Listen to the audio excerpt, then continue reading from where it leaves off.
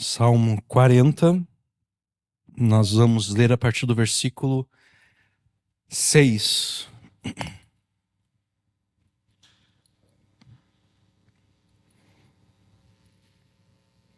Na verdade, nós vamos ler a partir do versículo 1.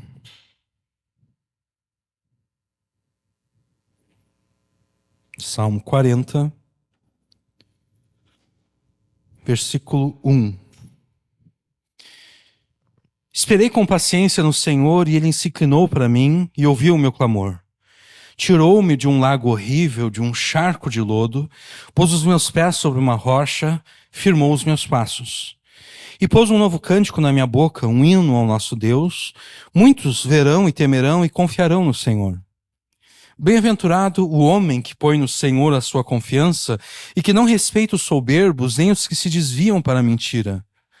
Muitas são, Senhor meu Deus, as maravilhas que tens operado para conosco, e os teus pensamentos não se podem contar diante de ti. Se eu os quiser anunciar e deles falar, são mais do que se podem contar. Sacrifício e oferta não quiseste, mas os meus ouvidos abriste. Holocausto e expiação pelo pecado não reclamaste. Então disse: eis aqui venho, no rolo do livro de mim está escrito. Deleito-me em fazer a tua vontade, ó Deus meu, sim, a tua lei está dentro do meu coração. Amém. Até aqui a leitura da palavra de Deus. A cruz é o símbolo mais conhecido da fé cristã.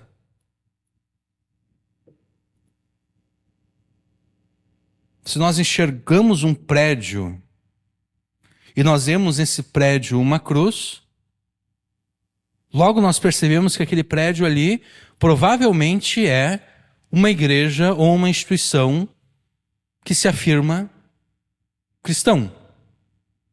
Então, a cruz é o símbolo mais conhecido da fé cristã e, de fato, o fato de que a cruz simboliza a fé cristã testifica do poder transformador de Jesus. Porque nos dias de Jesus, a palavra cruz era tida como uma obscenidade. Era um palavrão. A palavra cruz era uma palavra obscena. As pessoas não falavam a palavra cruz na frente dos seus filhos, por exemplo. Se elas estavam numa reunião com pessoas importantes, elas não falavam a palavra cruz, porque a palavra era considerada um palavrão. E a palavra era tida como uma obscenidade exatamente porque a cruz era o instrumento pelo qual eram executados os criminosos mais grosseiros e imorais que existiam. Era isso que os romanos faziam. Israel estava debaixo do domínio romano e os romanos usavam a cruz como instrumento de execução dos criminosos mais grosseiros, os criminosos mais imorais que existiam. E Jesus, quando ele morre na cruz a favor dos pecadores mais grosseiros e imorais, Jesus faz da obscenidade da cruz um símbolo de esperança e orgulho para os cristãos. Por isso Paulo diz: longe de mim gloriar-me, longe de mim orgulhar-me, senão na cruz de Cristo. Aquela obscenidade, Jesus transformou em um motivo de esperança e orgulho. Agora, no período da igreja primitiva, o símbolo mais usado pelos cristãos para expressar a sua fé não era a cruz, era o peixe. No grego, a palavra para peixe é ictus. E essa palavra, no grego, ela forma um acrônimo, ela forma uma sigla para a confissão de fé que diz o seguinte: Jesus Cristo, Filho de Deus, Salvador. Cada uma das letras da palavra ictus, peixe, no grego, forma essa expressão, né? Peixe se torna um símbolo, uma sigla, um acrônimo para essa confissão de fé. Jesus Cristo, Filho de Deus, Salvador. Então, nos momentos de perseguição, os cristãos usavam o símbolo do peixe para se identificarem a si mesmos, sem correrem o risco de serem presos pelas autoridades romanas. Como isso acontecia na prática? Bom, duas pessoas estavam caminhando, né? Uma vindo na direção da outra, e eu queria saber se aquela pessoa que estava vindo na minha direção é um cristão ou não. O que eu fazia? Eu pegava alguma coisa e desenhava no chão uma parábola, né? Esse desenho aqui. Se a outra pessoa fosse um cristão também, ela completava fazendo o contrário, fazendo um símbolo de um peixe, né? Então eu sabia que aquela pessoa ali era um cristão. Se a pessoa não fosse um cristão, ela não saberia o que aquilo ali significava, ela não faria nada, e então eu não me identificaria como cristão para ela, porque eu corria o risco de ser preso e executado pelas autoridades romanas.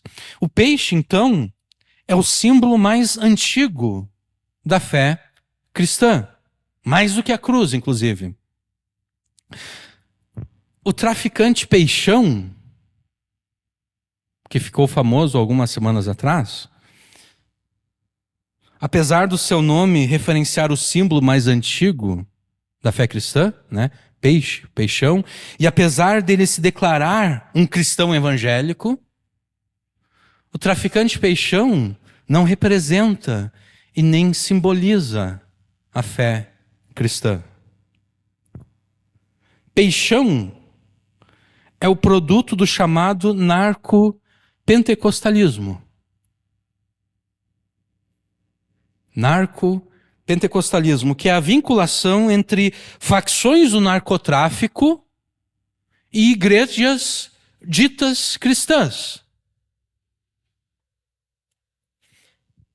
Quando igrejas não se importam em fazer discípulos de Jesus pela pregação fiel da Escritura, quando igrejas se importam apenas em atrair clientes com rituais antibíblicos, tipo, se você quer prosperar, traga um instrumento do teu trabalho para o pastor, e ele vai ungir um instrumento do teu trabalho, e você vai prosperar. Então, se você é um mecânico, por exemplo, traga as suas ferramentas, né? E o pastor vai ungir as suas ferramentas e tu vai prosperar. Ou então chama o pastor na tua oficina e ele vai ungir tudo que tu tem lá na oficina e tu vai prosperar.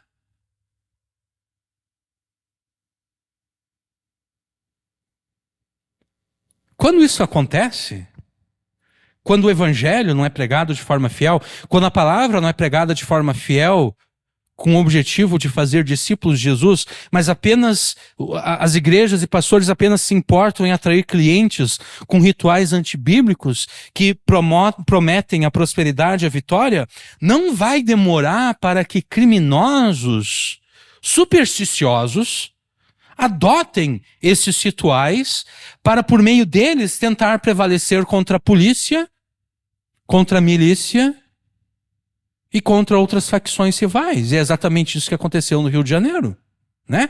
Há anos que se tem notícia de pastores ungindo armas de traficantes. O resultado dessa aliança profana e herética é o traficante peixão, que ficou famoso algumas semanas atrás, exatamente porque nos territórios que ele domina, lá no Rio de Janeiro, ele proibiu que 3 igrejas católicas fizessem as suas reuniões. Ele disse, não, eu sou evangélico. Os católicos são idólatras. Eu não posso permitir que um culto idólatra prevaleça aqui nos meus territórios. Eu vou proibir que essas 3 igrejas católicas façam seus rituais, realizem os seus cultos. Ele também promoveu a destruição de terreiros de religiões afro-brasileiras que estavam no seu território. Porque ele disse, como pode? Só o Deus verdadeiro pode ser adorado, não os demônios que estão por trás dos orixás e outras entidades das religiões afro-brasileiras. Então vamos destruir tudo isso aí.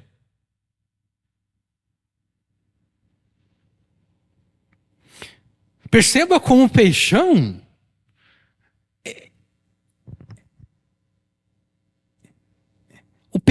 ele tem, ele está correto, desculpe, ele está errado na forma em que ele está lidando com a idolatria que ocorre nos territórios que ele domina como traficante, mas ele tem a percepção correta de que rituais e cultos que se desviam da Escritura são práticas idólatras. Ele tem essa percepção correta.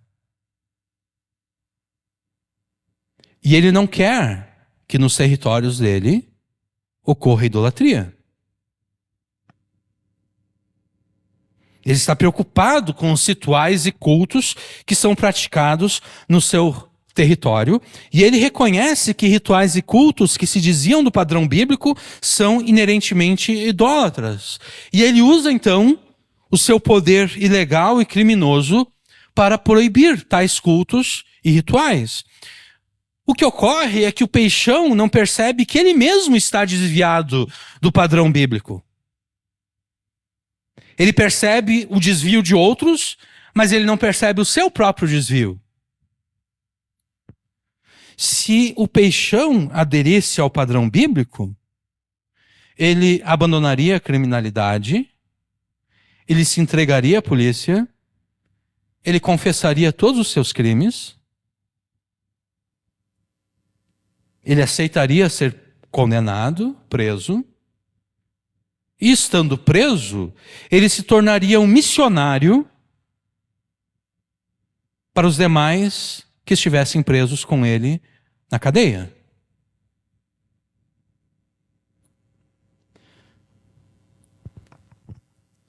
Os cristãos devem ser extremamente zelosos do culto a Deus.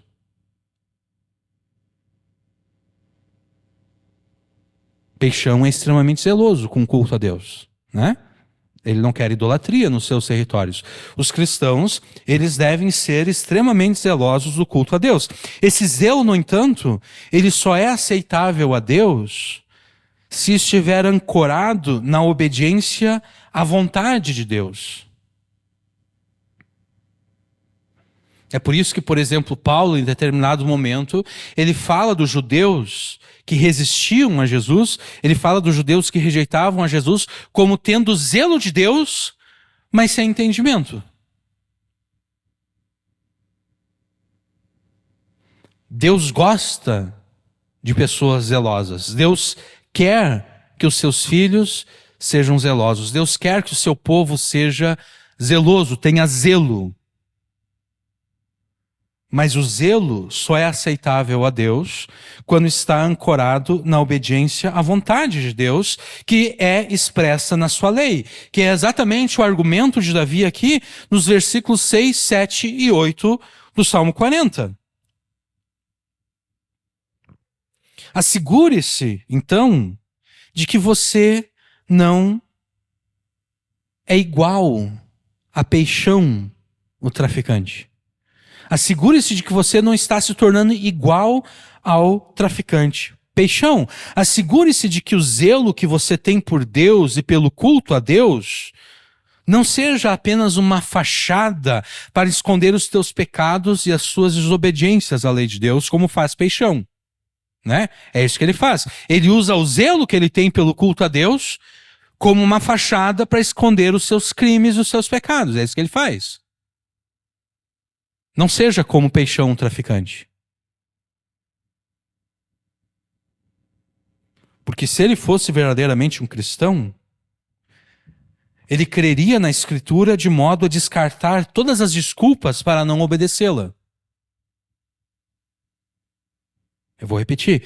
Se Peixão, o traficante, fosse um cristão de fato, ele creria na Escritura de tal modo a descartar todas as desculpas para não obedecê-la. Porque o Cristo que transformou a obscenidade da cruz em motivo de esperança e orgulho para os cristãos, também transforma os pecadores mais imorais e grosseiros em santos, em pessoas que se alegram em fazer a vontade de Deus que está expressa na sua lei. Peixão não obedece à Escritura. Ele apenas usa o seu poder ilegal e criminoso para proibir cultos e rituais idólatras, pensando agradar a Deus com esse zelo hipócrita. E se ele não se arrepender, Peixão será fritado no inferno. Será assado no inferno, junto com os pastores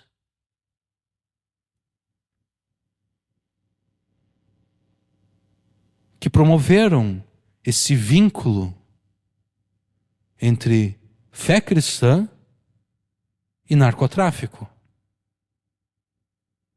Eles serão fritados por Deus no inferno, serão assados.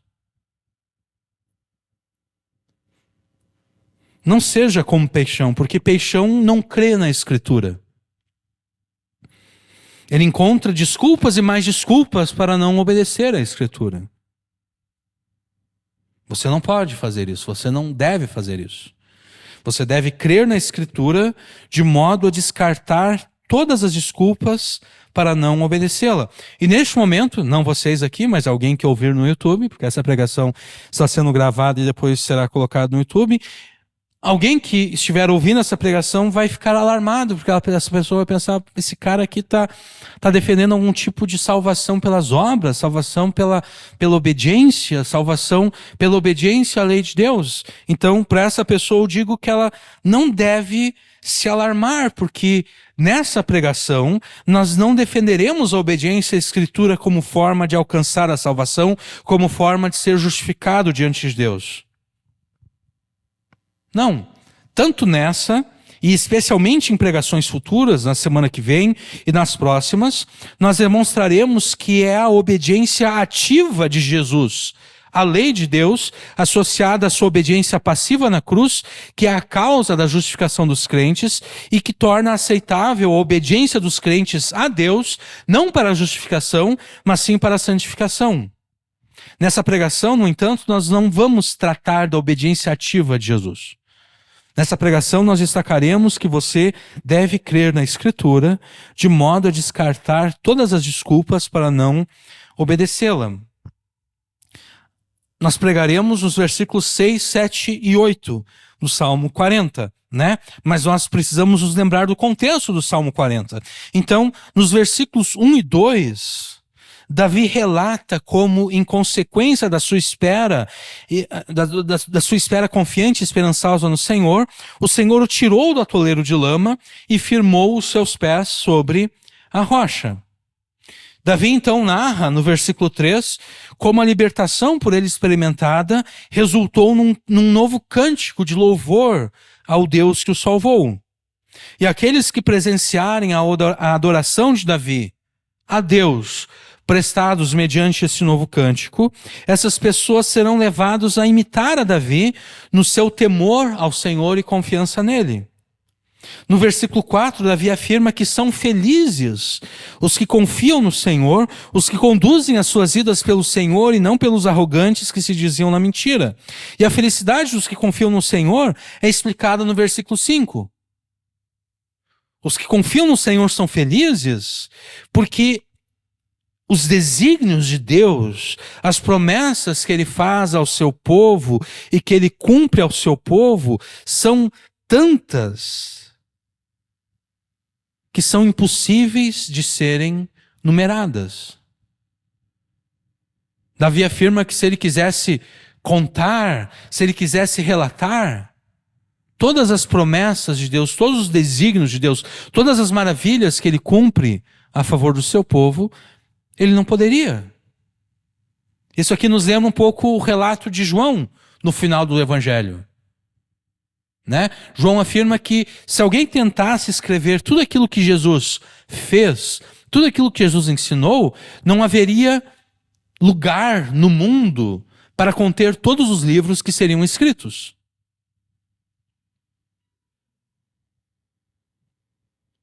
E diante disso tudo, Davi contempla as opções que ele tem para demonstrar gratidão a este Deus tão misericordioso, tão gracioso e tão maravilhoso. E nesse momento nós temos que nos lembrar que Davi foi um santo da antiga aliança. E é por essa razão que Davi se volta para os vários sacrifícios, para as várias ofertas, para os vários holocaustos, os quais estão previstos e são ordenados na lei de Deus. Davi está pensando, como eu posso expressar gratidão a este Deus? Eu estava preso no atoleiro de lama, e ele me tirou do atoleiro de lama e firmou os meus pés sobre a rocha. Ao fazer isso, ele colocou um novo cântico na minha boca, um cântico que vai levar outras pessoas a confiar nele. E aqueles que confiam nele são felizes. São felizes porque as promessas e os desígnios de Deus são inumeráveis. Como eu posso, então, demonstrar gratidão a este Deus? Então, Davi, no Salmo 40, versículo 6, ele se volta para os sacrifícios, para as ofertas, para os holocaustos, previstos e ordenados na lei de Deus. Só que no versículo 6, Davi faz uma afirmação que aparentemente contradiz aquilo que nós lemos na Escritura, né? Porque nós sabemos que vários mandamentos que existem na lei de Deus, aqueles mandamentos que tratam do cerimonial do tabernáculo, do templo e do sacerdócio levítico, nós sabemos que esses mandamentos ordenam sacrifícios, ofertas e holocaustos. Mas Davi no versículo 6 diz, sacrifício e oferta não quiseste. Holocausto e expiação pelo pecado não reclamaste, não requereste. Davi afirma que Deus não deseja, que Deus não se deleita, que Deus não tem prazer em sacrifícios, ofertas, holocaustos, que Deus não demanda tais sacrifícios, ofertas e holocaustos. Davi parece contradizer a lei de Deus, porque a lei de Deus claramente exige essas coisas, né? A lei de Deus claramente exige sacrifícios, ofertas e holocaustos. Essa afirmação de Davi aqui, ela é aparentemente contraditória à lei de Deus, e nós dizemos que ela é aparentemente contraditória à lei de Deus, exatamente porque uma contradição só existe quando uma declaração mentirosa é posta contra uma declaração verdadeira. Isso é uma contradição. Uma contradição é quando uma declaração mentirosa é oposta a uma verdadeira. É por isso, por exemplo, que quando a polícia vai inquirir um suspeito, eles fazem várias perguntas e eles repetem as perguntas feitas. Por quê? Porque eles estão em busca de uma contradição.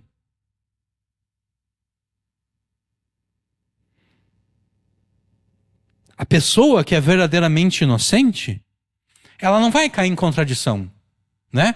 Porque a polícia vai perguntar onde é que tu estava no dia tal, no horário tal. A pessoa vai dizer, eu estava trabalhando. E tem alguém que pode corroborar isso? Sim, todos os meus colegas de trabalho. Eles viram quando eu cheguei para trabalhar, eles viram quando eu saí. E o que tu fez quando tu saiu do trabalho? Eu fui direto para minha casa. E quem pode corroborar isso? A minha família? Porque eu cheguei em casa no mesmo horário que eu sempre chego.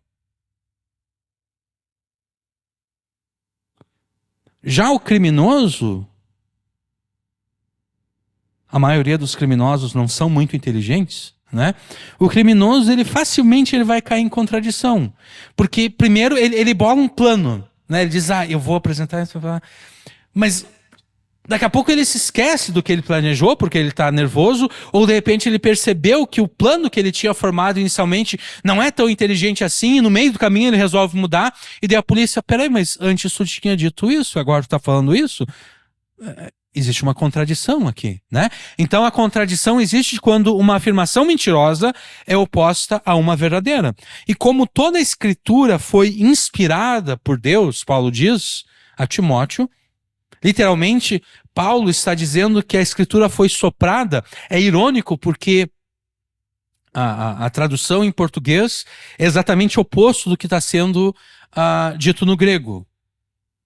Né? Porque nós temos essa ideia de inspiração, né? O artista se sente inspirado, então ele faz uma pintura, ou ele escreve um poema, ou ele compõe uma música, né? Ele se sentiu inspirado, né? Então, em português, nós temos que a escritura foi inspirada, nós temos essa ideia de encher o pulmão, né? O ar entrando dentro das narinas e enchendo o pulmão. Só que, na verdade, o que Paulo está dizendo a Timóteo é que a escritura foi expirada por Deus. A escritura foi soprada por Deus. A escritura saiu da boca de Deus. O hálito de Deus pronunciou as palavras da escritura. Toda a escritura foi soprada pelo Deus da verdade. E se o Deus que inspirou a escritura é o Deus da verdade, é impossível que a escritura contenha declarações mentirosas, né? Porque como a mentira poderia ser pronunciada pelo Deus da verdade? É impossível que isso ocorra, né? Então, como não há na escritura declarações mentirosas, por conseguinte, não há contradições na escritura. Porque a contradição só vai ocorrer quando uma declaração mentirosa é oposta a uma verdadeira. Qualquer aparência de contradição no texto bíblico se deve à nossa falha em entender e interpretarmos corretamente a palavra de Deus. Um exemplo clássico é Paulo e Tiago. Paulo diz que as pessoas são justificados unicamente pela fé, sem as obras. Tiago diz que não é somente pela fé, mas também pelas obras.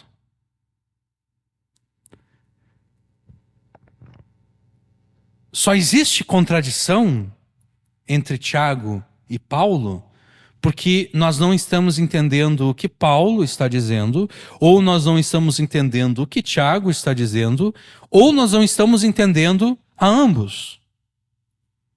E, obviamente, eu não vou gastar tempo aqui tentando resolver essa aparente contradição. Na verdade, eu já fiz isso quando eu preguei em Romanos 4. Quando eu preguei em Romanos 4, eu tirei um tempo precioso da pregação para ir lá para Tiago e mostrar que Paulo e Tiago não estão contradizendo um ao outro. Tá? Então, qualquer aparência de contradição no texto bíblico se deve à nossa falha em entendermos e interpretarmos corretamente a palavra de Deus. Nós sabemos que nos mandamentos da lei de Deus que lidam com o cerimonial do tabernáculo, do templo e do sacerdócio levítico, Deus ordena vários tipos de sacrifícios, vários tipos de ofertas, vários tipos de holocaustos. Como então nós podemos entender a afirmação de Davi aqui no versículo 6, segundo a qual ele diz: sacrifícios e ofertas de manjares não quiseste, abriste os meus ouvidos, holocausto e ofertas pelo pecado não requereste. Aqui eu li a minha tradução, que eu fiz o versículo 6, tá? Como nós devemos entender essa afirmação de Davi? Nós devemos entender essa afirmação de Davi a partir da ideia de prioridade. Prioridade. Há mandamentos da lei de Deus que têm prioridade sobre os demais. De modo que, ao considerar o todo da lei de Deus e as circunstâncias existentes, os mandamentos prioritários devem ser obedecidos antes dos demais. Pense, por exemplo, na legislação brasileira, no Código Brasileiro de Trânsito. A legislação brasileira afirma que é ilegal dirigir um veículo na contramão, né? Se a polícia, se a guarda municipal te vê dirigindo na contramão, eles vão te parar, eles vão te multar, né? A mesma legislação diz que é proibido você atravessar um sinal vermelho.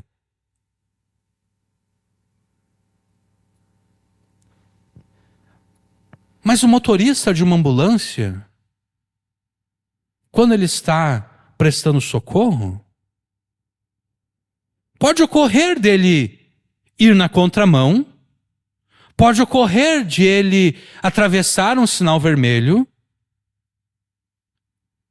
e nenhum policial, nenhum guarda municipal irá pará-lo, nenhum policial nem guarda municipal irá multá-lo.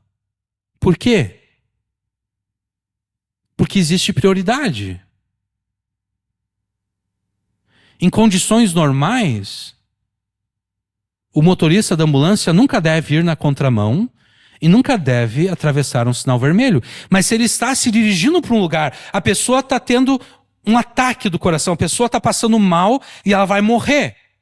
Ou então ele já está com um paciente na ambulância e ele está se dirigindo para o hospital. E o trânsito está trancado na frente dele. O que ele faz? Ele vai ficar parado no trânsito? Não, ele vai pela contramão mesmo. Porque ele precisa salvar uma vida. Ele vai chegar no sinal vermelho, ele vai ficar parado no sinal vermelho? Não, ele vai atravessar o sinal vermelho porque ele precisa salvar uma vida.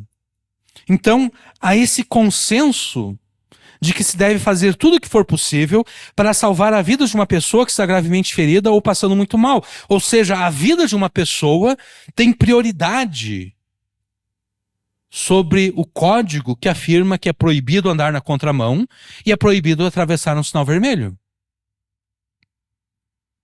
De modo que se tiver que escolher entre salvar uma vida ou obedecer às leis de trânsito, o motorista da ambulância terá primeiro que fazer de tudo para salvar a vida daquela pessoa e só depois ele vai se preocupar em obedecer às leis de trânsito. É exatamente assim que nós devemos entender a afirmação de Davi no versículo 6. Ao afirmar que Deus não deseja, que Deus, a palavra hebraica aqui também tem um sentido de se deleitar, tem prazer. Ao afirmar que Deus não deseja, não se deleita, não tem prazer e nem demanda sacrifícios, ofertas, holocaustos, Davi não está negando que Deus não tenha. Ou Davi não está dizendo que Deus não tenha ordenado tais práticas. Davi meramente afirma que quando consideramos o todo da lei de Deus, os mandamentos que ordenam esses sacrifícios, ofertas, holocaustos, não são tão prioritários quanto outros mandamentos. Ou seja, antes de apresentar a Deus sacrifícios, ofertas e holocaustos, o santo da antiga aliança deveria obedecer aos mandamentos da lei de Deus, que tem prioridade sobre os sacrifícios, ofertas e holocaustos. Agora, quais são esses mandamentos de Deus que têm prioridade sobre sacrifícios, ofertas e holocaustos? Jesus respondeu essa pergunta. Lá em Marcos 12, vocês não precisam abrir, eu vou ler para vocês aqui. Lá em Marcos 12, Jesus está sendo questionado pelos saduceus, pelos herodianos. Os saduceus fazem a pergunta clássica que eles sempre faziam para os fariseus, né? Porque os saduceus não criam na ressurreição, já os fariseus criam na ressurreição, né? De que haveria uma ressurreição escatológica. Né, de que no último dia os mortos ressuscitariam. Os saduceus não acreditavam nisso, os fariseus acreditavam. E Jesus afirmava, nesse ponto, Jesus concordava com os fariseus. Jesus dizia assim, os fariseus estão certos, haverá uma ressurreição escatológica. Então os saduceus fazem essa pergunta clássica para Jesus. Olha, Jesus, aqui ó, nós conhecíamos sete irmãos. Tá? O mais velho deles se casou, não teve filhos, então, e daí ele morre, Então a lei de Deus ordena que o irmão se case com a viúva para que ele possa levantar descendência para o seu irmão morto que não teve filhos.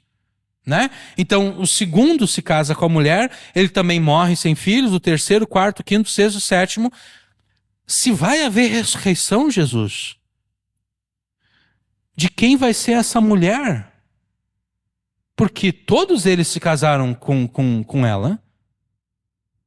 O Senhor não vai dizer que essa mulher vai ser compartilhada entre os 7 irmãos, né, Jesus? Porque isso é poligamia, e a poligamia é proibida pela lei de Deus. Jesus responde dizendo, vocês são tão burrinhos. Na ressurreição, o estado de casado é um estado que pertence a este lado da história. No estado eterno não existe casamento. Então a pergunta de vocês não impõe nenhuma dificuldade à afirmação de que existe ressurreição. E um dos fariseus, que era escriba, ele viu que Jesus respondeu bem. Ele disse, olha, Jesus não é qualquer um, não. Jesus sabe como responder, como lidar com a teologia. Então ele se aproxima de Jesus, esse escriba, ele viu que Jesus havia respondido bem, e ele pergunta para Jesus, qual é o principal de todos os mandamentos? Isso aqui é Marcos 12, versículos 28 a 34, tá? Jesus respondeu, o principal é, ouve Israel, o Senhor nosso Deus é o único Senhor. Amarás o Senhor teu Deus de todo o coração, de toda a alma, de todo o entendimento e de todas as forças. E o segundo maior, o segundo principal de todos os mandamentos é este: amarás o teu próximo como a ti mesmo. Não há outro mandamento maior do que estes. Ou seja, Jesus está dizendo o seguinte: os 2 mandamentos que possuem prioridade máxima na lei de Deus são os seguintes: amar a Deus com tudo aquilo que você é e amar ao próximo como a si mesmo. Esses mandamentos possuem prioridade máxima na lei de Deus. Antes de qualquer outro mandamento ser obedecido, esses 2 mandamentos devem ser obedecidos. Antes de qualquer pessoa querer oferecer um sacrifício a Deus, um holocausto a Deus, uma oferta de manjares, antes da pessoa se preocupar em fazer isso, ela deve se preocupar em amar a Deus com tudo que ela é e amar ao próximo como a si mesmo. E o escriba lhe disse, muito bem, mestre. É verdade que ele é o único Deus e que além dele não há outro. E que amá-lo de todo o coração, de todo o entendimento, de todas as forças e amar o próximo como a si mesmo vale mais do que todos os holocaustos e sacrifícios. Vendo Jesus que o escriba havia respondido com sabedoria, lhe disse, não estás longe do reino de Deus. Marcos 12 aqui, nós observamos uma cena rara nos evangelhos. Jesus e este escriba aqui específico concordando. Porque normalmente Jesus está em discordância com os escribas, fariseus e saduceus.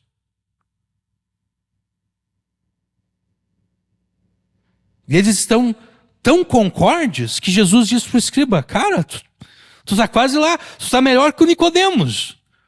Para o Nicodemos eu tive que dizer que ele não entendia nada do reino de Deus, que ele pensava que ele podia me julgar, que ele podia dizer, eu acho que Jesus realmente vem da parte de Deus, porque ninguém pode fazer os sinais que ele faz se não for da parte de Deus. Eu tive que dizer para Nicodemos, tu acha que tu pode me julgar? Tu nem mesmo viu o reino de Deus. Tu não entrou no reino de Deus, tu nem mesmo viu o reino de Deus. Tu está melhor que Nicodemos, cara, tu não está longe do reino de Deus. Tanto Jesus quanto esse escriba específico concordam que amar a Deus de todo o coração, de toda a alma, de todo o entendimento, de todas as forças e amar o próximo como a si mesmo são mandamentos que têm prioridade sobre aqueles que ordenam sacrifícios, ofertas e holocaustos. Ou seja, antes de se preocupar em sacrificar a Deus, antes de se preocupar em oferecer culto a Deus, antes de se preocupar em adorar a Deus, a pessoa deve se preocupar em amar a Deus com tudo o que ela é e amar ao próximo como a si mesmo. E é por isso que Davi se expressa dessa forma aqui no Salmo 40. Sacrifícios e oferta não quiseste, holocaustos e expiação pelo pecado não reclamaste. Davi percebeu que muito antes de oferecer sacrifícios, ofertas, holocaustos, para demonstrar gratidão ao Deus que o tirou do atoleiro de lama, Davi deveria amar a Deus de todo o coração, de toda a alma, de todo o entendimento, de todas as suas forças e amar ao próximo como a si mesmo. Mas como é que Davi faria isso? Como é que Davi amaria a Deus de todo o coração, toda a sua alma, entendimento, todas as suas forças? Como Davi amaria ao próximo como a si mesmo? Respondendo de forma bem simples, Davi obedeceria a esses 2 mandamentos que têm prioridade máxima através da sua obediência aos 10 mandamentos.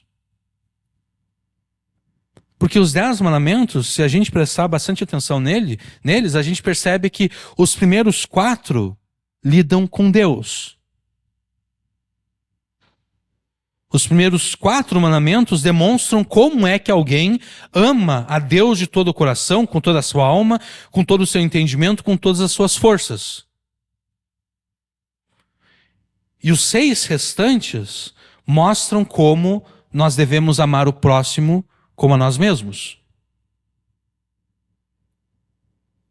Davi, então, obedeceria esses 2 mandamentos através da sua obediência aos 10 mandamentos. Mas não apenas aos 10 mandamentos. Davi deveria obedecer aos 10 mandamentos em conjunto com os demais mandamentos que constam na lei de Deus.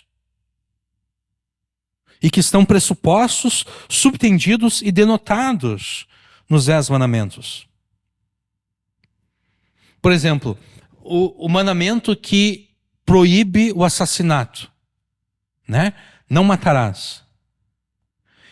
Esse mandamento, ele não apenas está proibindo que eu pegue uma arma e dispare contra alguém, ou pegue uma faca e enfie na pessoa. Não é apenas isso que esse mandamento está proibindo. Esse mandamento está proibindo, por exemplo, o seguinte: se eu sei que o meu carro está com um freio ruim, e eu ainda assim dirijo ele, eu estou arriscando matar alguém, né?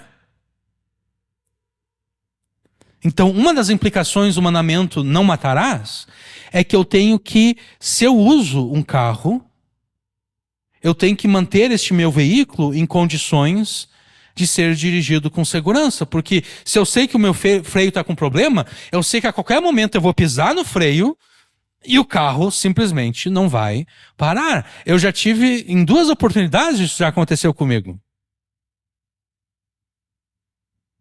Eu pisei no freio, o pedal simplesmente afundou. É meio assustador na hora, né? Tu pensa, e agora o que eu faço?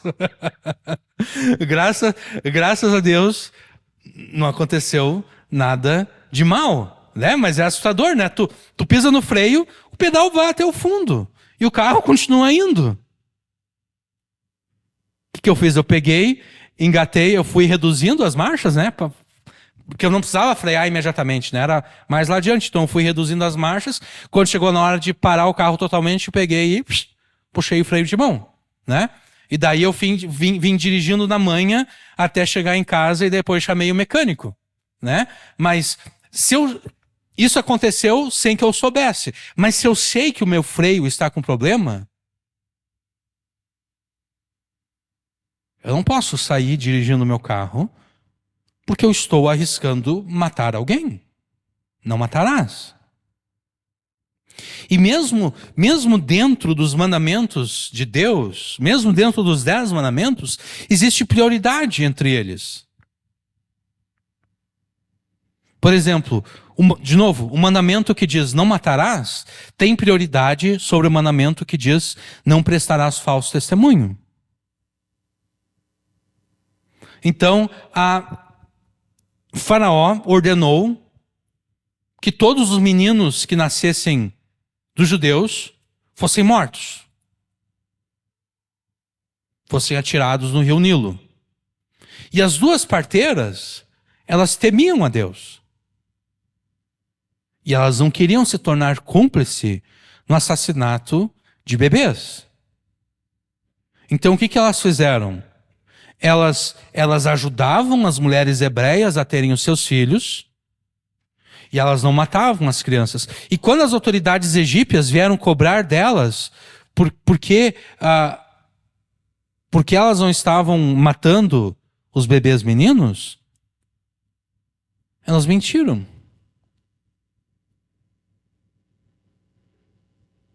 Elas disseram, olha, na verdade o que está acontecendo é o seguinte, a gente chega lá, a gente ouve que determinada mulher está chegando, né?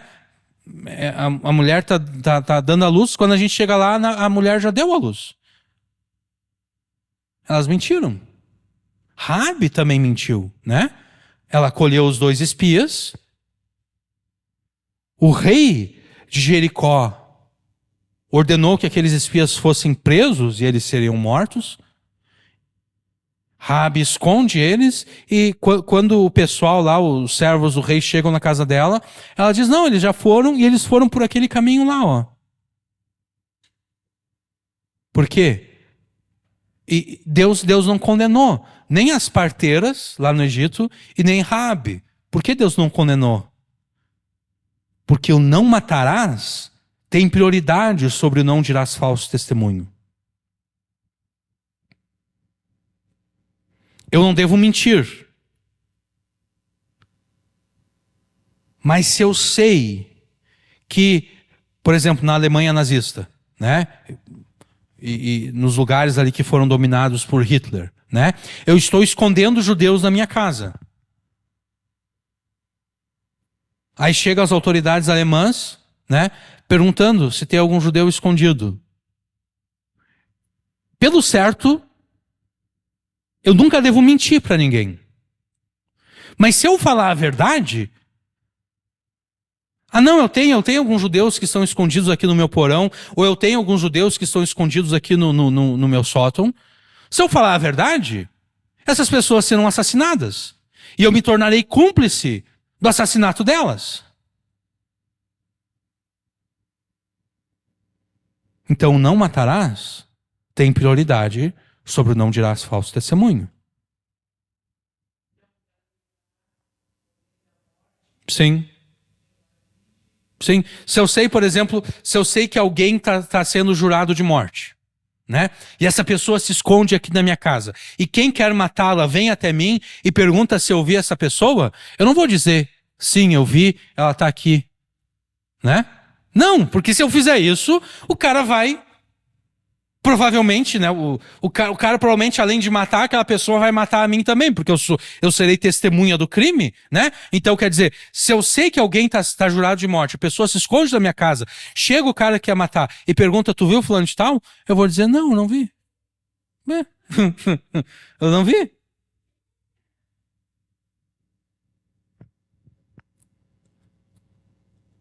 Então perceba que o não matarás tem prioridade sobre o não dirás falso testemunho. Mas também só isso, né? Fora dessas questões que envolvem vida ou morte, você nunca deve mentir.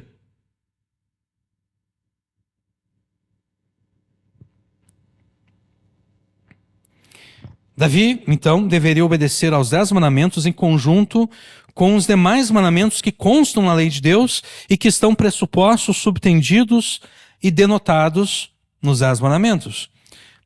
É possível perceber, então, o seguinte: quanto mais fiel Davi for na obediência aos mandamentos que têm prioridade sobre os sacrifícios, ofertas e holocaustos, com menor frequência Davi precisaria recorrer aos sacrifícios, ofertas e holocaustos. E a razão é simples. grande parte dos sacrifícios, ofertas, holocaustos, previstos e ordenados da lei de Deus, lidavam com o problema do pecado. Nem todos, mas quase todos eles. Quase todos eles lidavam com o problema do pecado. Quanto mais quanto mais fiel Davi fosse na obediência aos mandamentos de Deus, menores seriam os pecados de Davi. Os pecados de Davi seriam menos frequentes, né? Quanto mais ele obedecesse, menos ele pecaria, com menos frequência ele pecaria. Consequentemente, com menor frequência, ele precisaria recorrer aos sacrifícios, ofertas, holocaustos. Em outras palavras, no versículo 6, Davi afirma o mesmo que Deus, através de Samuel, afirmou a Saul. Obedecer é melhor que oferecer sacrifícios, e o atender é melhor do que a gordura de carneiros. 1 Samuel 15, 22. E o caso de Saul é emblemático. O caso de Saul é emblemático exatamente porque Saul desobedeceu às ordens de Deus, dando como desculpa para a sua desobediência o oferecer sacrifícios a Deus. Saul deveria executar o juízo de Deus contra os amalequitas. Os amalequitas haviam traído os hebreus, os judeus, quando eles saíram do Egito. Israel estava vagando no deserto e eles atacaram Israel. E Deus ali prometeu que julgaria os amalequitas. E Saul foi um instrumento que Deus escolheu para julgar os amalequitas. E nesse juízo, Saul deveria destruir e matar a tudo. Homens, mulheres, crianças e até os animais. Tudo. Tudo deveria ser destruído e morto. No entanto, Saul e o povo não mataram o rei dos amalequitas, e eles também não mataram os melhores animais dos amalequitas. E a razão pela qual eles não mataram os animais é porque o povo não queria desperdiçar esses animais. Pensa só. Tudo bem, as pessoas são pecadoras, mas os animais, que mal eles fizeram? Para que desperdiçar esses animais? Esses animais podem abençoar ainda mais o povo de Deus. Né? Imagina aquele coitado daquele judeu que só tinha um burrinho, um boizinho, o cara vai poder receber mais alguns animais ali. Ele vai poder prosperar. Então, que Deus é esse que determina o desperdício desses animais? Eles não queriam, então, desperdiçar esses animais, de modo que eles tomaram os animais como despojo da batalha. No entanto, eles estavam desobedecendo a Deus, né? No entanto, para dar a impressão de que eles não haviam desobedecido a Deus, Saul e o povo afirmaram que a razão que os motivou, aquilo que os motivou a poupar os animais, era oferecer sacrifícios a Deus. E obviamente eles não sacrificariam a todos os animais. Eles sacrificariam apenas uma parte dos animais, porque eles pensavam que com isso eles poderiam subornar a Deus, né? Olha só, todos os animais seriam mortos, Deus não receberia sacrifício nenhum. Vamos sacrificar alguns desses animais a Deus e o restante dos animais será nosso. Eles estavam tentando subornar a Deus com esse sacrifício. Qual foi a resposta que Deus deu a Saul através de Samuel. Samuel disse: por acaso o Senhor tem tanto prazer em holocaustos e sacrifícios, quanto em que se obedeça a sua voz? Obedecer é melhor que oferecer sacrifícios, e o atender melhor do que a gordura de carneiros. Pois a rebelião é como o pecado de feitiçaria, e a obstinação é como a maldade da idolatria. Visto que rejeitaste a palavra do Senhor, ele também te rejeitou como rei. Ninguém pode ofertar ou sacrificar algo a Deus como forma de suborno, de modo que ele venha a desconsiderar aquilo que ele próprio ordenou.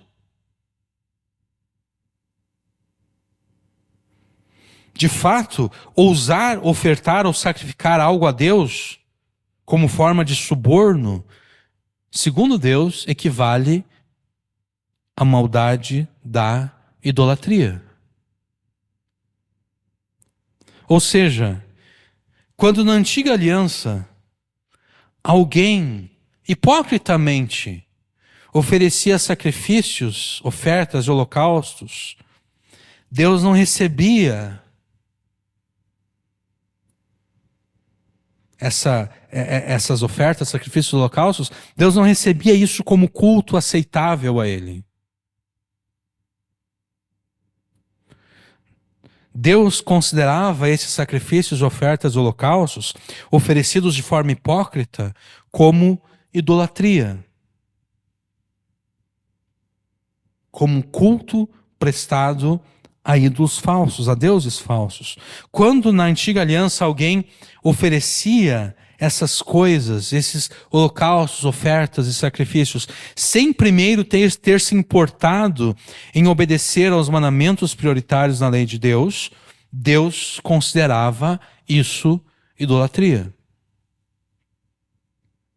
É por isso que, por exemplo, nos profetas, em Isaías, Jeremias e outros, Deus diz o seguinte: olha, eu não quero mais que vocês me sacrifiquem. Eu não quero, eu estou cansado das cerimônias que vocês prestam.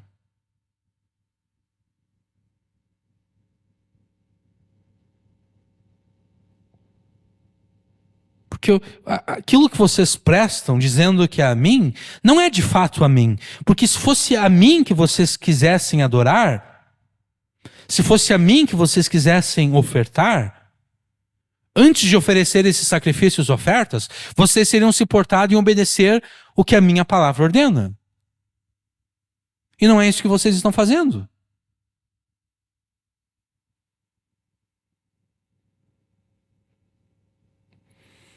A razão para Deus considerar esses sacrifícios como idolatria é a seguinte: se eu me importo, se eu fosse um santo da antiga aliança, tá? E se eu me importasse em obedecer os mandamentos da lei de Deus e falhasse em 1 ou 2 ou 3 ou mais, eu tinha consciência da santidade de Deus e do meu pecado. E por isso eu ia até o sacerdote e oferecia um sacrifício, né? Eu estou me importando em obedecer à lei de Deus, mas eu falhei. Eu sei que a lei de Deus diz: não prestarás falso testemunho, mas eu menti.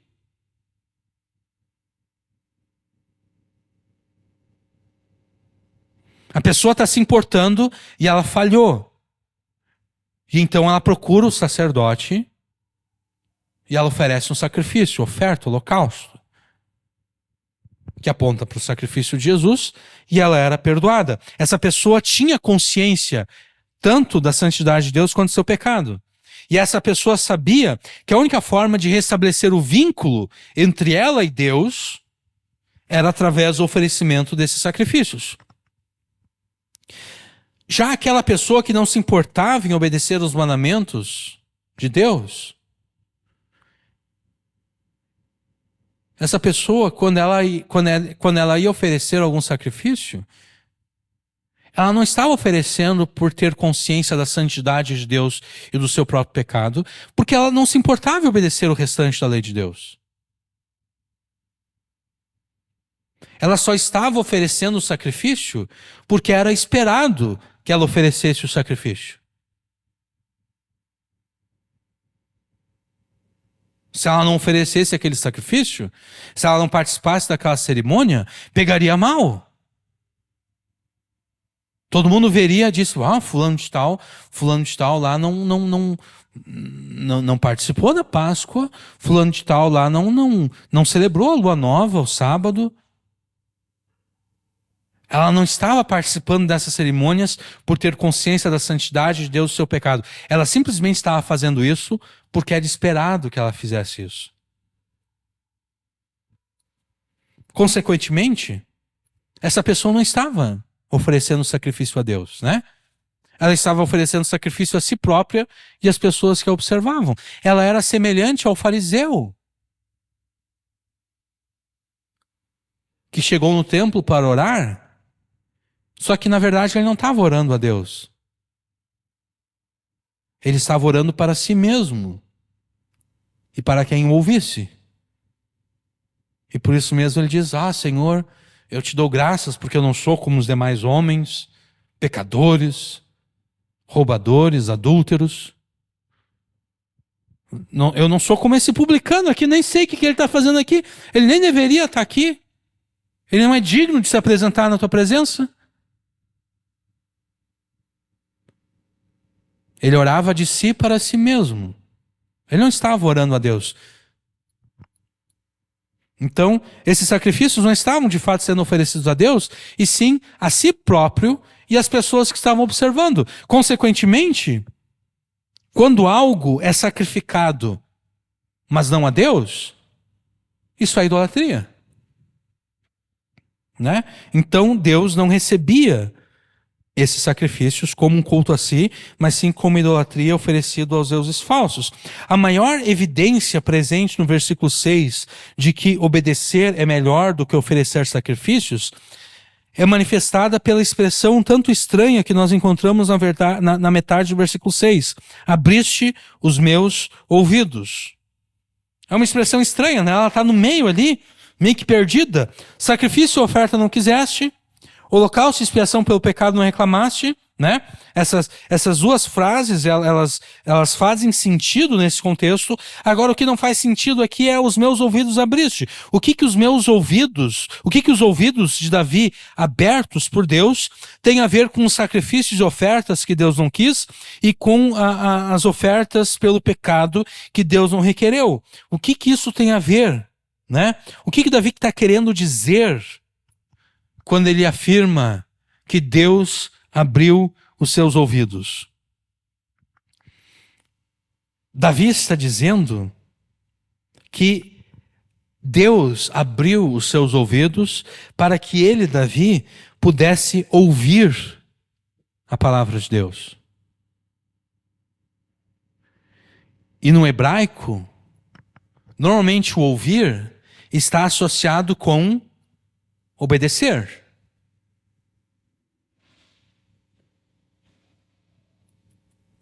Por exemplo, quando Deus confronta Adão, Deus diz para Adão, tu em vez de me obedecer, tu preferiu ouvir a tua mulher, né? Quer dizer, na cultura hebraica, ouvir está associado com obedecer. Se eu ouço a palavra de Deus, eu obedeço a palavra de Deus. Se eu não obedeço a palavra de Deus, é porque eu não ouvi a palavra de Deus. Né? Então, Deus abriu os ouvidos de Davi para que Davi pudesse ouvir, entender, compreender, aplicar e obedecer à lei de Deus. Então, perceba como até a oportunidade que Davi recebeu de ouvir, entender, compreender, aplicar e obedecer à lei de Deus é fruto da graça de Deus, porque se Deus não tivesse aberto os ouvidos de Davi, Davi não poderia ouvir, entender, compreender, aplicar e obedecer. Nós vamos tratar disso com mais detalhes da graça, dessa graça de Deus em oportunizar que o seu povo ouça, entenda, compreenda, aplique e obedeça a sua lei. Nós vamos tratar disso com mais detalhes em pregações futuras. Por ora, nós diremos apenas que foi pela graça de Deus que Davi teve os seus ouvidos abertos para ouvir, entender, compreender, aplicar e obedecer à lei de Deus. Mas por intermédio de que Davi teve acesso à lei de Deus? Como é que Davi tomou conhecimento da lei de Deus? E mais do que isso, de que modo Davi teve convicção de que ele deveria obedecer à lei de Deus? No versículo 7, nós encontramos a resposta. Nós vemos o versículo 7. Então eu disse: eis aqui venho, aqui estou, eis-me aqui. No rolo do livro de mim está escrito. No versículo 7, Davi relata que foi por intermédio da escritura que ele teve acesso à lei de Deus, e essa mesma escritura o convenceu de que era responsabilidade dele obedecer à lei de Deus. E é exatamente isso que ele quer dizer com no rolo do livro de mim está escrito. Com essa expressão rolo do livro, Davi se refere ao Pentateuco. Davi se refere à lei, do hebraico Torá. Né? Torá no hebraico é mandamento, regra, lei. Davi se referia aos 5 primeiros livros da Bíblia: Gênesis, Êxodo, Levítico, Números e Deuteronômio. É isso que ele quer dizer com o rolo do livro. Mas o que ele quer dizer com no rolo do livro de mim está escrito? Davi não viveu na época de Moisés, né? Porque quem escreveu os 5 primeiros livros da Bíblia foi Moisés. Moisés relata a criação do mundo. Moisés relata Adão e Eva no jardim do Éden. Moisés relata a queda. Moisés relata o que aconteceu ali naquele intervalo de tempo entre a queda e o dilúvio. Moisés relata a vida de Noé. Moisés relata então o castigo de Deus sobre toda a humanidade, Deus salvando Noé e a sua família. Daí Moisés relata Deus chamando Abraão, então Isaac, então Jacó. Moisés relata a vida de Jacó, a vida dos filhos de Jacó, como os filhos, como Jacó e os seus filhos chegam no Egito, como eles se multiplicam no Egito, como eles saem do Egito,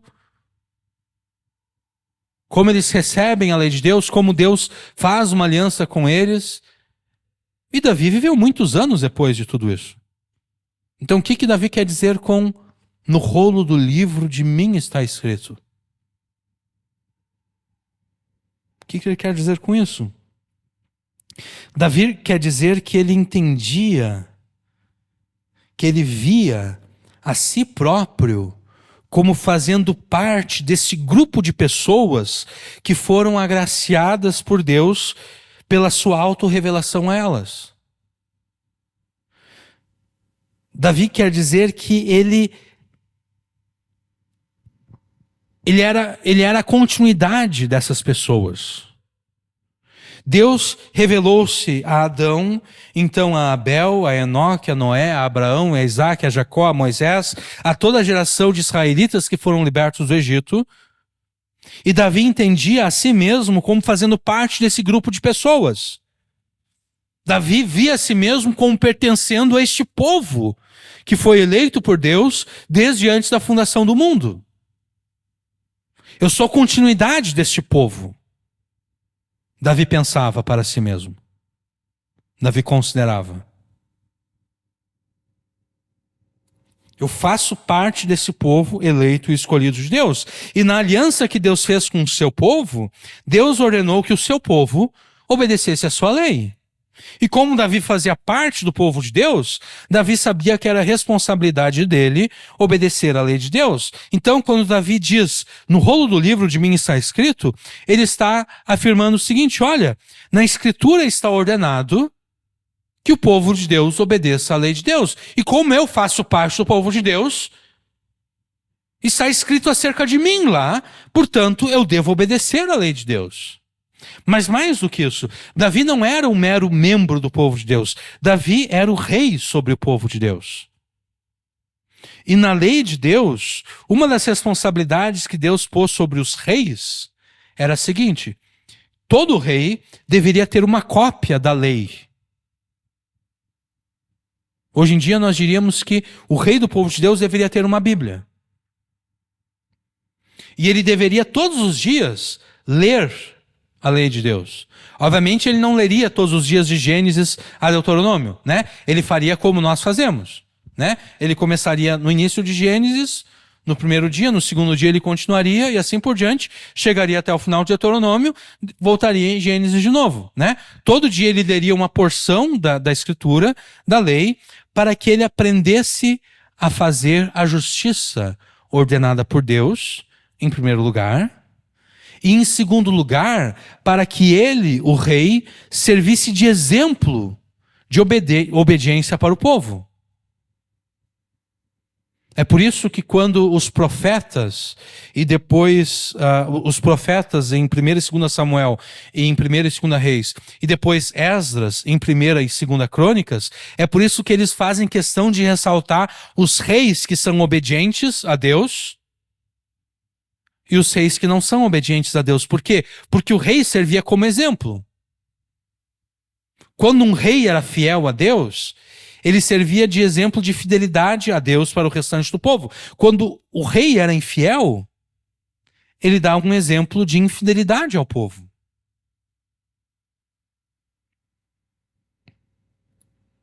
Então, quando Davi afirma, no rolo do livro de mim está escrito, Davi está dizendo, Deus me colocou como rei sobre Israel, e Deus determinou que eu, como rei de Israel, eu, como rei sobre o seu povo, devo ter uma cópia da lei de Deus, devo ler nela todos os dias para fazer aquilo que é justo, para obedecer aos mandamentos de Deus. Então, no rolo do livro está escrito acerca de mim.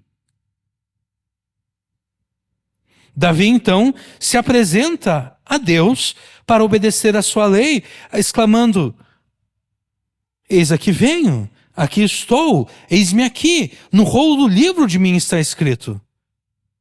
Deleito-me em fazer a tua vontade, ó Deus meu. Sim, a tua lei está dentro do meu coração. A obediência que Davi presta a Deus, a obediência que Davi presta à lei de Deus não é um peso. E aqui eu me lembro do que João fala, né? Os seus mandamentos não são pesados, não são penosos, não são difíceis. Para Davi obedecer a Deus, obedecer à lei de Deus, não era um peso.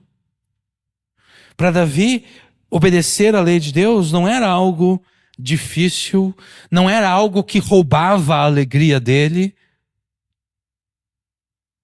não era algo que lhe privava de algum prazer, de algum deleite.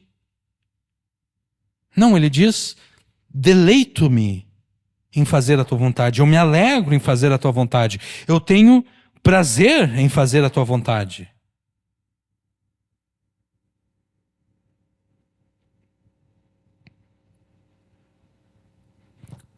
Nós daremos mais destaque a esse verso em pregações futuras.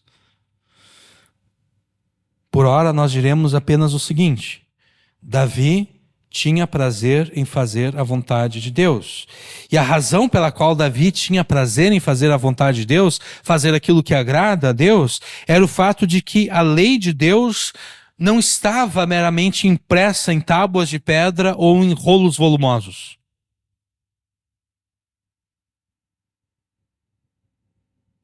A razão pela qual Davi tinha prazer em fazer o que agrada a Deus era o fato de que a lei de Deus estava impressa nas tábuas de carne do coração de Davi, para usar a expressão de Paulo lá em 2 Coríntios 3.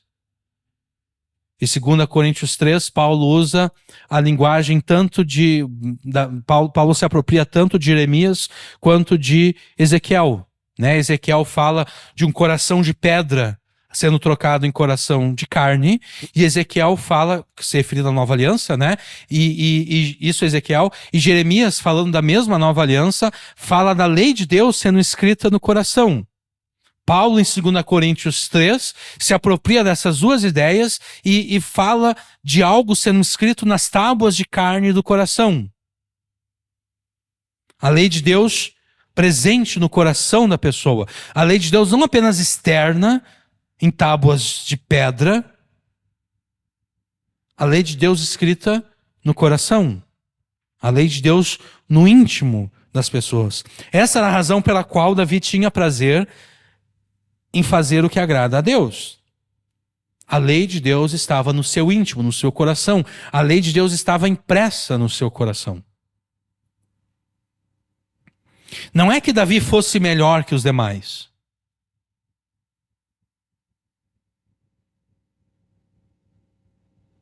Não é que Davi fosse melhor que os demais. Razão pela qual, então, por ser melhor, ele sentia prazer em fazer o que agrada a Deus. Não. Ter a lei de Deus no íntimo, no coração, impressa no coração, é uma outra forma de expressar aquilo que Davi afirmou no versículo 6. Os meus ouvidos abriste. Quando Deus abre os ouvidos de alguém para que essa pessoa ouça, entenda, compreenda, aplique e obedeça a palavra de Deus, Deus está imprimindo a sua lei no coração dessa pessoa. É uma outra forma de expressar a mesma ideia. E de novo, nós vamos tratar disso com mais detalhes em pregações futuras. Por hora, nós repetiremos apenas o que foi dito na introdução dessa mensagem. O Cristo que transformou a obscenidade da cruz em um símbolo de esperança e orgulho para os cristãos, também transforma os pecadores mais imorais e grosseiros em santos, em pessoas que se alegram em fazer a vontade de Deus, como Davi, no versículo 8. Pessoas que se alegram de fazer a vontade de Deus, que está expressa na sua lei. E perceba como tudo aquilo que nós dissemos até o momento só faz sentido a partir de uma fé que esteja absolutamente convicta da validade e da veracidade da Escritura e da lei de Deus. Né? É exatamente por essa razão que a proposição principal dessa mensagem é a seguinte: creia na Escritura de modo a você descartar todas as desculpas para não obedecê-la. Porque é isso que Davi está fazendo aqui, né? Quando Davi diz, eu me deleito em fazer a tua vontade, a tua lei está dentro do meu coração. Quando ele se apresenta a Deus para obedecê-lo, eis-me aqui no rolo do livro, de mim está escrito. É isso que Davi está fazendo. Ele está crendo na Escritura de modo a não encontrar nenhuma desculpa para não obedecê-la. Davi não está à procura de desculpas para desobedecer a Deus. Ele não quer desculpas para desobedecer a Deus. Exatamente porque ele tem prazer em obedecer a Deus.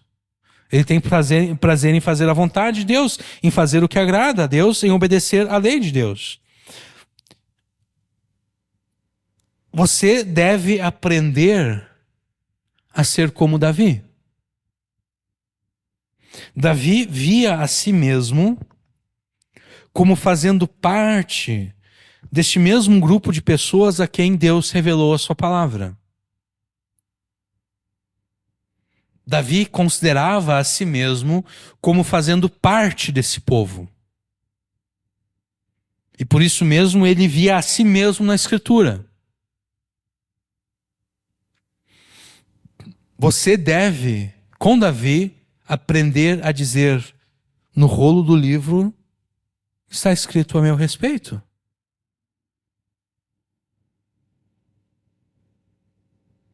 Deus fala de mim na sua palavra.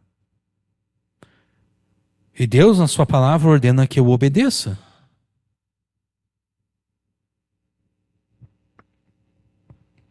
Você tem que aprender a se considerar como parte do mesmo povo de Deus, do qual fazem parte Abel, Enoque, Noé, Abraão, Isaac, Jacó, Moisés, Davi, os profetas e o próprio Jesus. Porque era assim que Jesus enxergava a si mesmo, né? Jesus enxergava a si mesmo como fazendo parte do povo de Deus. E por essa razão ele creu na Escritura de modo a não encontrar nenhuma desculpa para não obedecê-la. De fato, o escritor de Hebreus cita o Salmo 40, versículos 6, 7 e 8, e aplica esses versos a Jesus. O escritor de Hebreus diz, olha, Jesus está cumprindo o Salmo 40.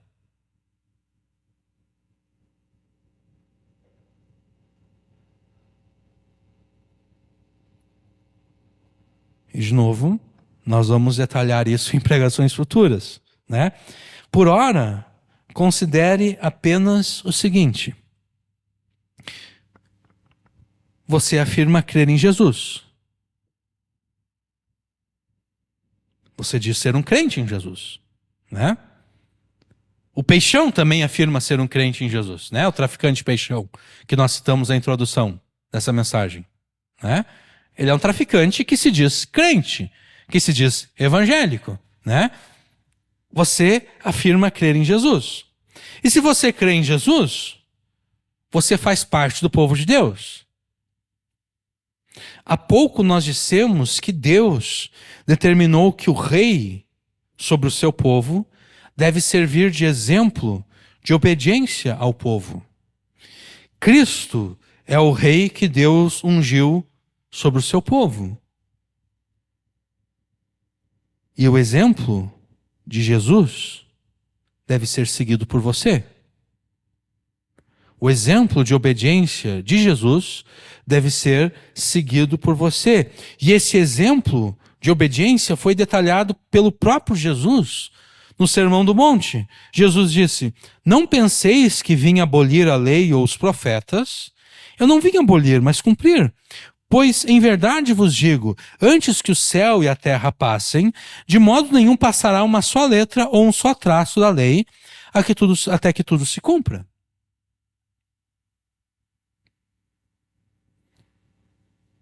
Até agora, o céu e a terra não passaram, né? Isso significa que, até agora, a lei de Deus continua vigente. Porque Jesus não veio abolir a lei ou os profetas, ele não veio abolir, ele veio cumprir. Jesus creu na Escritura de modo a não encontrar nenhuma desculpa para não obedecê-la. Jesus, como rei sobre o seu povo, sobre o povo que você faz parte, deve ser o teu exemplo de obediência. Assim como Jesus creu na Escritura de modo a não encontrar nenhuma desculpa para não obedecê-la, assim você também deve fazer. Os escribas e fariseus, eles afirmavam crer na Escritura. Mas a maioria deles encontravam desculpas e mais desculpas para não obedecer à Escritura. E por essa razão Jesus os censurou e condenou pesadamente com as seguintes palavras. Então Jesus falou às multidões e aos seus discípulos: os escribas e fariseus se assentam na cadeira de Moisés. Portanto, fazei e guardai tudo o que eles vos disserem. Mas não lhes imiteis as obras, pois não praticam o que dizem.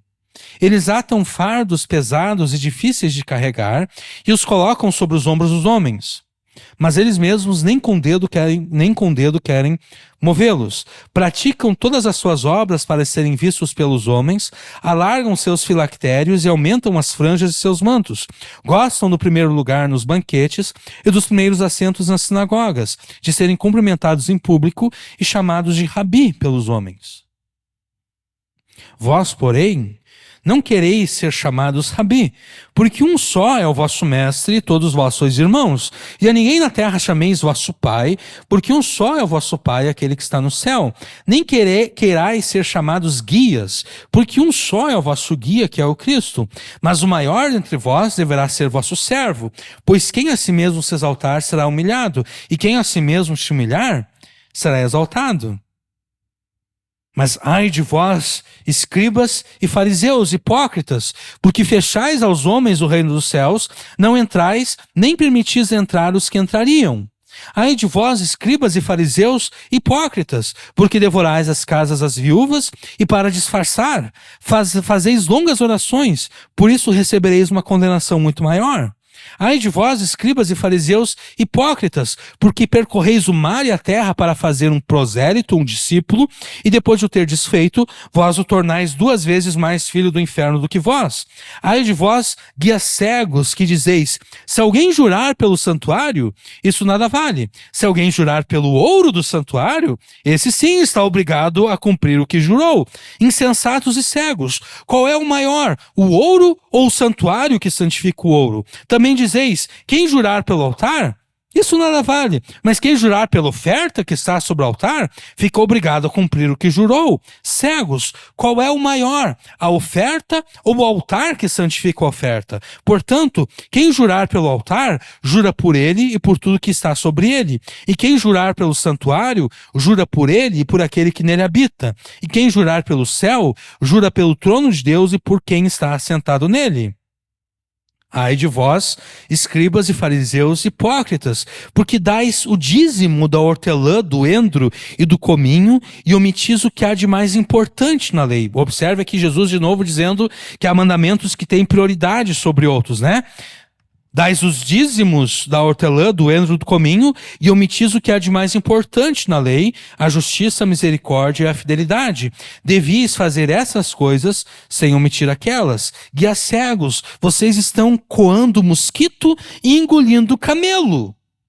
Ai de vós, escribas e fariseus hipócritas, porque limpais o exterior do copo e do prato, mas por dentro estão cheios de roubo e cobiça. Fariseu cego, limpa primeiro o interior do copo, para que o exterior também fique limpo. Ai de vós, escribas e fariseus hipócritas, porque sois semelhantes aos sepulcros caiados, que por fora parecem belos, mas por dentro estão cheios de ossos e de imundícia.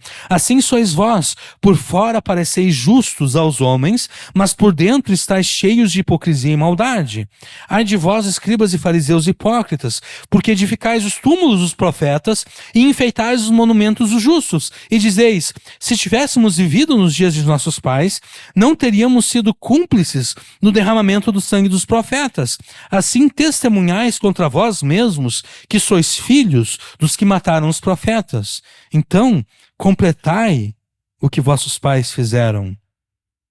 É como se Jesus está dizendo o seguinte, já que vocês se reconhecem como filhos daqueles que mataram os profetas, completem o que vocês devem fazer. Matem o maior de todos os profetas, matem a mim.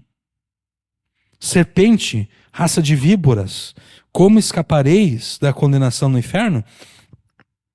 Os escribas e fariseus, eles afirmavam crer na Escritura, mas segundo Jesus, eles sempre estavam à procura de uma desculpa para não cumprir a Escritura.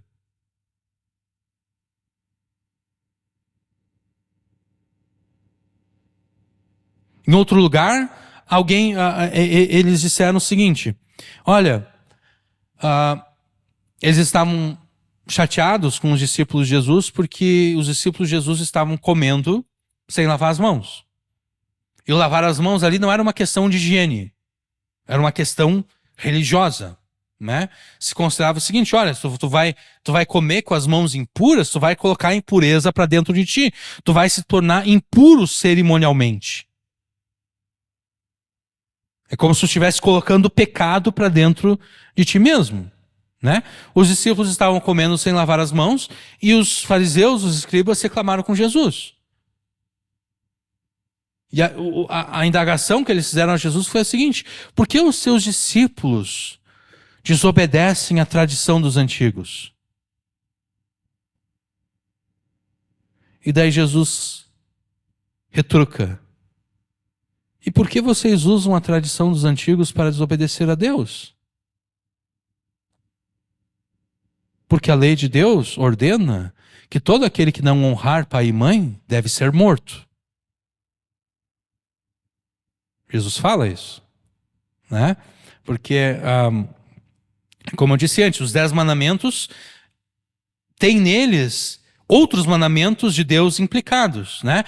Honra o teu pai e a tua mãe. Em outro lugar vai estar escrito assim, ó, se um filho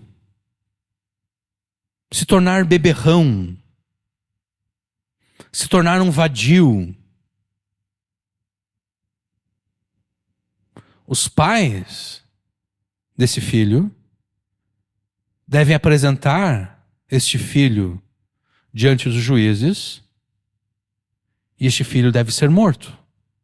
Porque um filho que se torna beberrão, que se torna um vadio, não está honrando os seus pais, né? Ele não está honrando os seus pais. Ele deveria estar trabalhando para cuidar dos seus pais agora que seus pais se tornaram idosos. Mas em vez de trabalhar, ele preferiu se tornar um vadio, um beberrão.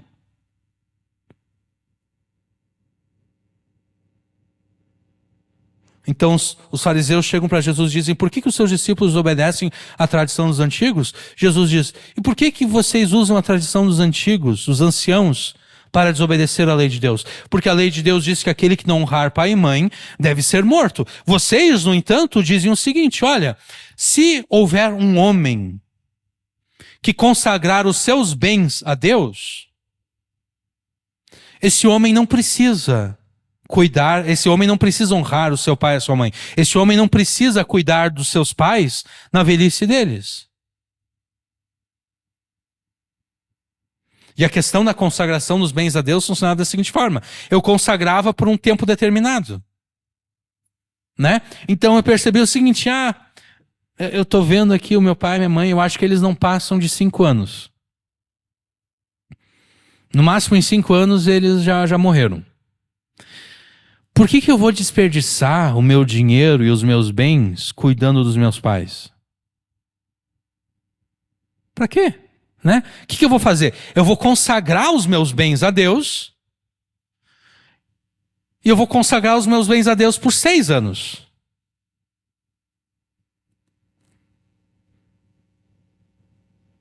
De modo que vai dar tempo para os meus pais morrerem, e depois eu vou reaver os bens que eu consagrei a Deus. Deste modo, eu não vou ter desperdiçado o meu dinheiro e os meus bens com os meus pais. Era isso que a tradição dos antigos fez com a lei de Deus.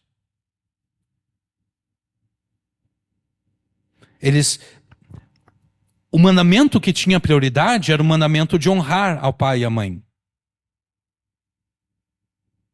O mandamento que permitia alguém consagrar os seus bens a Deus era um mandamento que tinha menos prioridade. De modo que se alguém se chegasse ao sacerdote e dissesse: eu quero consagrar os meus bens a Deus, o sacerdote deveria observar a pessoa e dizer: tá, mas tu tem pais idosos, né? Tenho. Então tu não deve consagrar os teus bens a Deus. Tu deve usar os teus bens para cuidar dos teus pais idosos. Porque honrar pai e mãe é muito mais importante do que consagrar os bens a Deus. Essa foi a prioridade que Deus estabeleceu. Honrar pai e mãe tem prioridade sobre consagrar os bens a Deus. A tradição dos antigos inverteu essa ordem de prioridade. A consagração dos bens passou a ter mais prioridade do que honrar pai e mãe. E Jesus disse: vocês estão permitindo isso, vocês estão ordenando isso. Vocês estão usando a tradição dos antigos para desobedecer a lei de Deus. Vocês estão usando desculpas, vocês estão procurando desculpas para não obedecer à lei de Deus.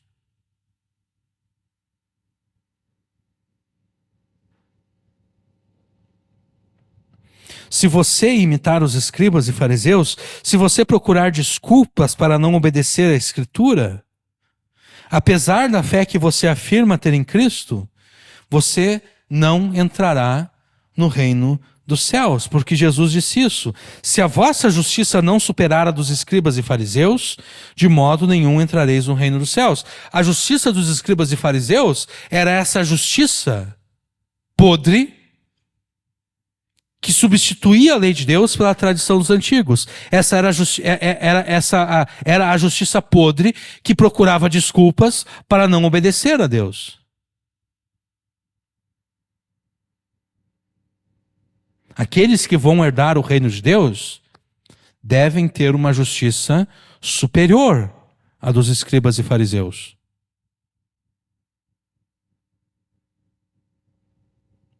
Jesus deve ser o teu exemplo de obediência. E Jesus não veio para abolir a lei e os profetas, Jesus veio para obedecer tudo o que está escrito e ordenado na lei e nos profetas. E você deve fazer o mesmo. Então, imite a Jesus e creia na Escritura de modo a não encontrar nenhuma desculpa para não obedecê-la. Não importa, para usar a linguagem de Davi aqui no Salmo 40, não importa se você está firme sobre a rocha ou se você ainda está preso no atoleiro de lama.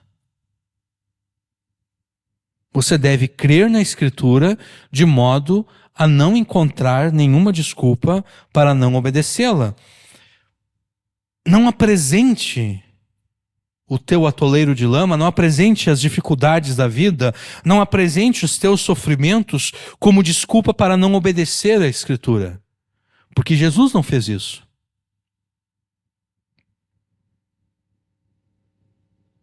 Jesus não fez isso. Jesus não apresentou o seu sofrimento como desculpa para não obedecer à Escritura.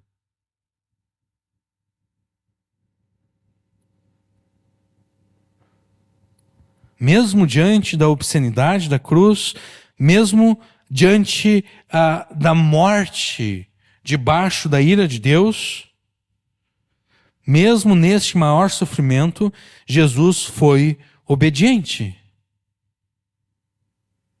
Paulo afirma isso em Filipenses, né?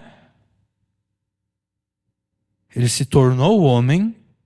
Ele foi encontrado na forma de homem, ele humilhou a si mesmo, sendo obediente até a morte e morte de cruz.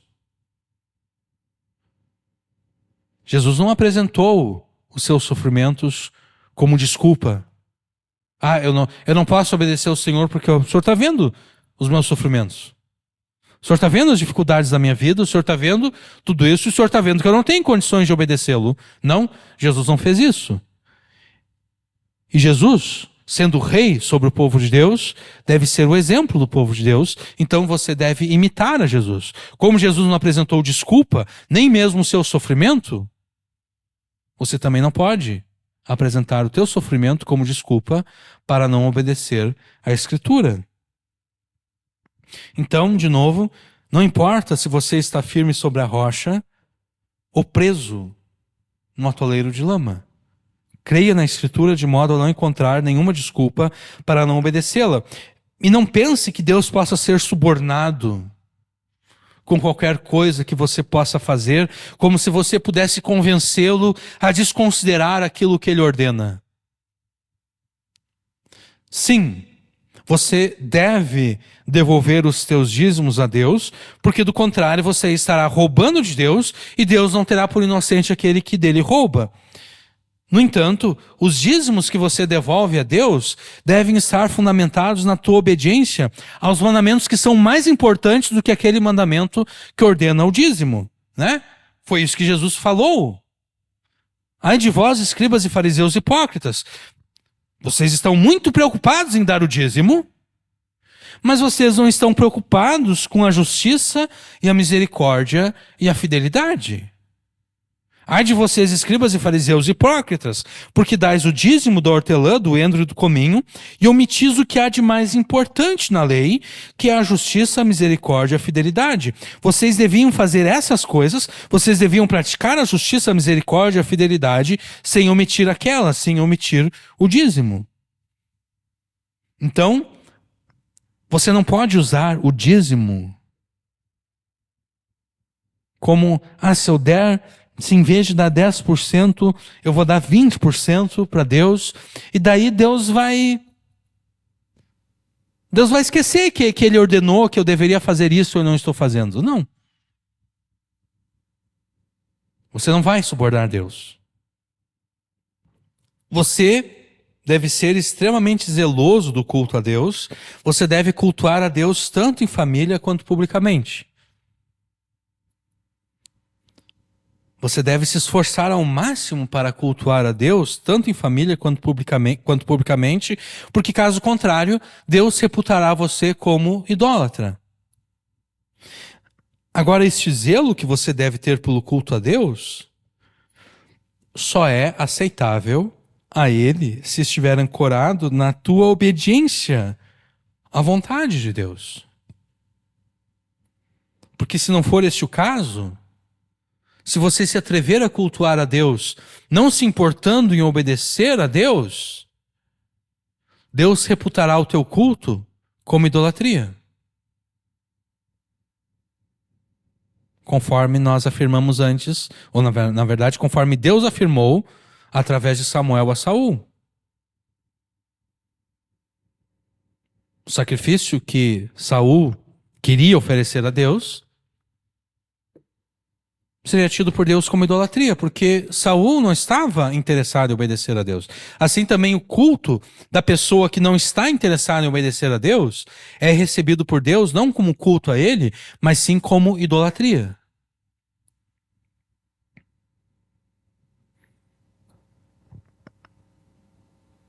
Note como a única forma de evitar a idolatria é cultuar a Deus em família e publicamente, tendo como âncora deste culto a tua obediência à Escritura.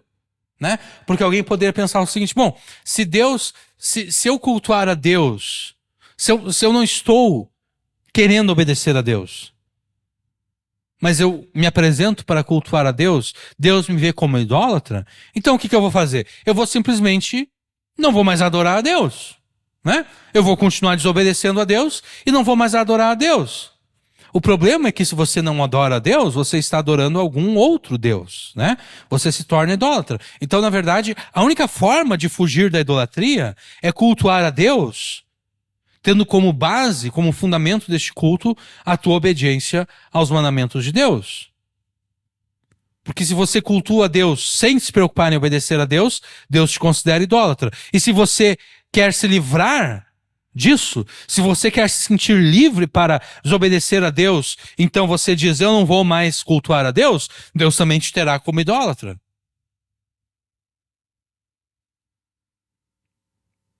Então, não importa se você está firme sobre a rocha ou preso no atoleiro de lama. Creia na Escritura de modo a não encontrar nenhuma desculpa para não obedecê-la. Você deve se assegurar de que você não é igual ao traficante peixão, que nós citamos no início dessa pregação. O traficante peixão se afirma cristão, se afirma crente, evangélico. E ele tem um zelo grande pelo culto a Deus, né? Por isso mesmo ele proibiu que as 3 igrejas católicas fizessem os seus cultos e rituais. Por isso mesmo ele ordenou a destruição dos terreiros de religiões afro que haviam no território que é comandado por ele. Ele é extremamente zeloso pelo culto a Deus, o traficante peixão. Ele sabe que qualquer culto ou ritual que se afasta da Escritura é idólatra. É idolatria. Ele só não percebe que ele está afastado da Escritura também.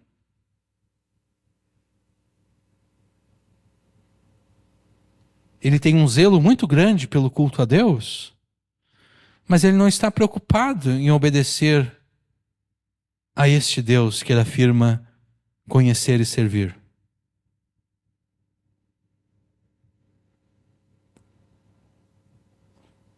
Ele afirma crer em Deus, ele afirma crer na Escritura, mas ele encontra desculpas para não obedecer à Escritura.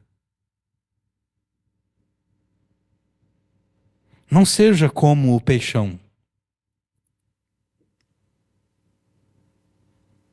Não seja como o traficante peixão. Creia na Escritura de modo a você descartar todas as desculpas para não obedecê-la. Amém.